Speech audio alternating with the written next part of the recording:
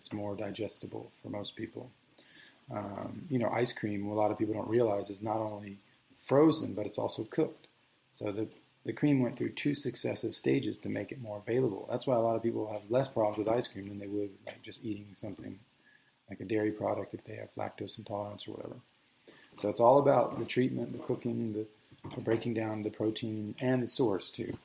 It's coming from Jersey cows, and you have raw milk from Jersey cow. That's worlds apart from, pasteurized milk from just industrial Holstein cattle, which is the industry standard.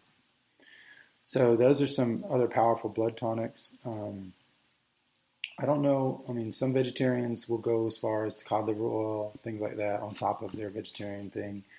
Emu oil for vitamin K2, etc.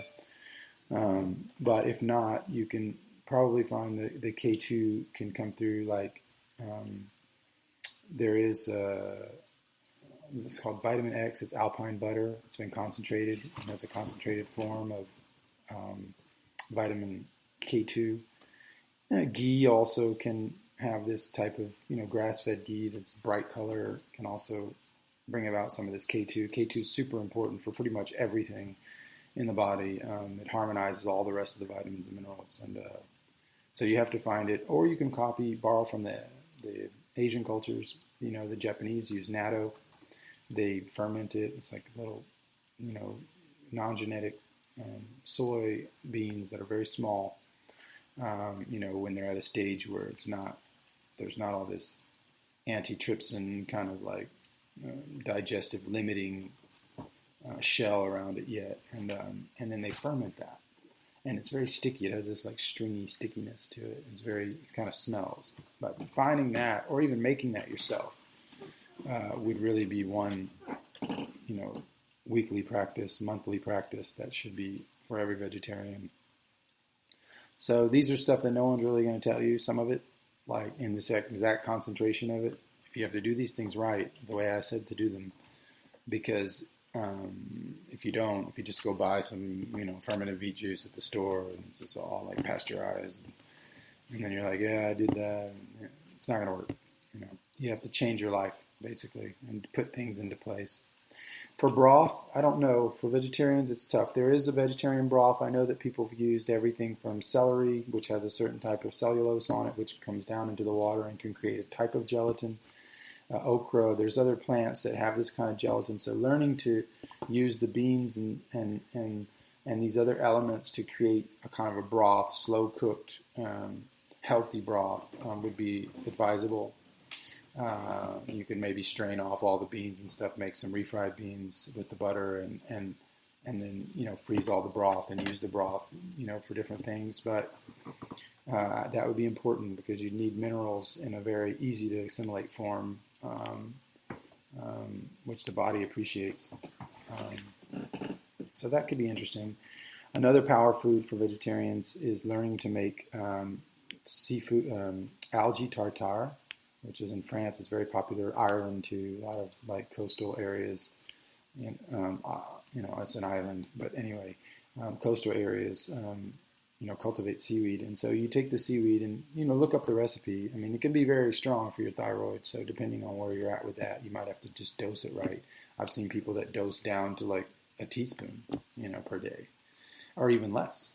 And, but whatever the dose works for you, and then just bringing that into your life.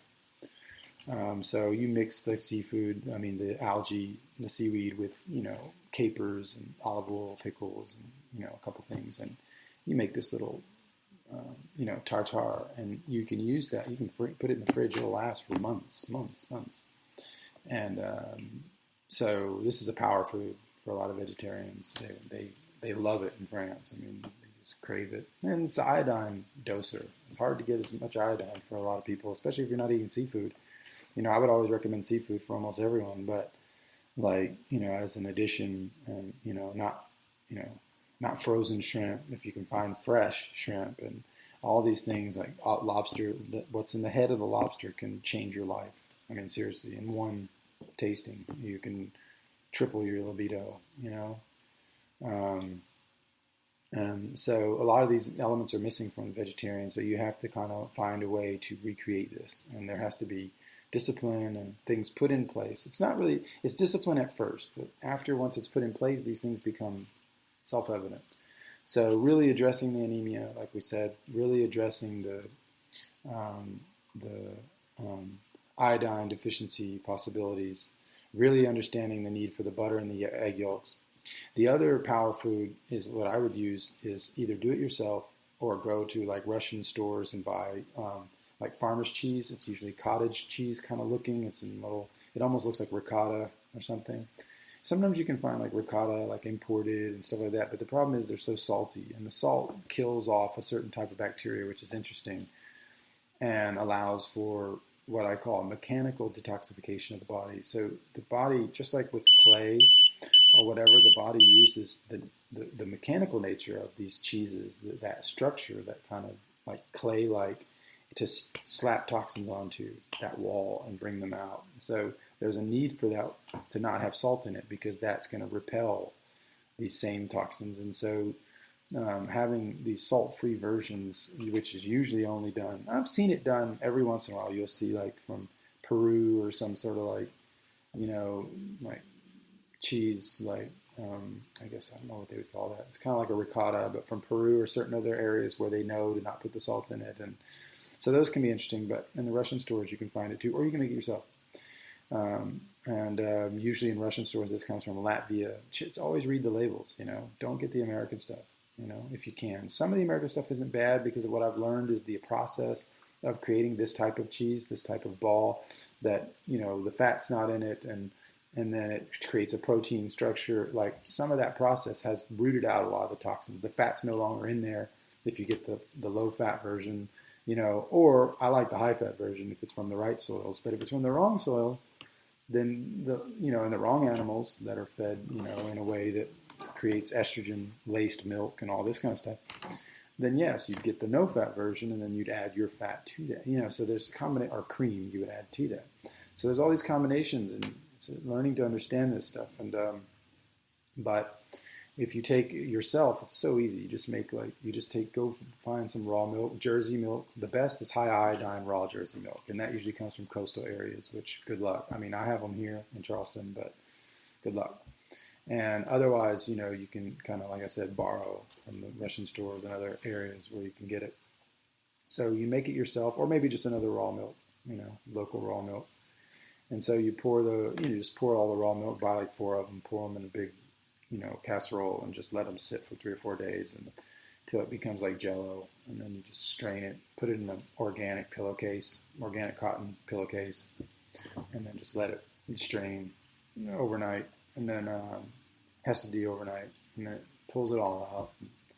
Put that into containers, and you have this amazing yellowish, whitish, popcorny looking curds. And then the whey you can strain off and put into, you can drink throughout the summer when you're thirsty. And so it's a really powerful product, eaten with honey, raw honey, the best honey you can find, and sometimes the more solid honeys will retain more of the active enzymes in them for longer. So that's what I use, but always raw. Like, I even go to the Russian shops for the raw honeys, Bactrian, no, it's not Bactrian, Bashkirian region, Siberian, monastery honeys, different types of things. But anyway, this is how you can absorb this this other needed element into your life, this kind of like cottage cheese or curds. This is going to be a big, even daily kind of, or at least weekly, serotonin, tryptophan, white, and like I was explaining, the white and red nature of the body. Like the white is this calming kind of parasympathetic, and the red is like this active. So this will contribute to that white side that's needed, and help for better sleep and concentration over time, et cetera, tryptophan. So these are important. All this, what was said here, is there's no way to get around what I was telling you to a certain degree. I mean, you can, but as a vegetarian, you have to have some of these things put in place. And this is all based on studies, and I'm just speaking it now, but did a lot of research to get to this point. So anyway, if that can be helpful to vegetarians, then so be it. So thanks.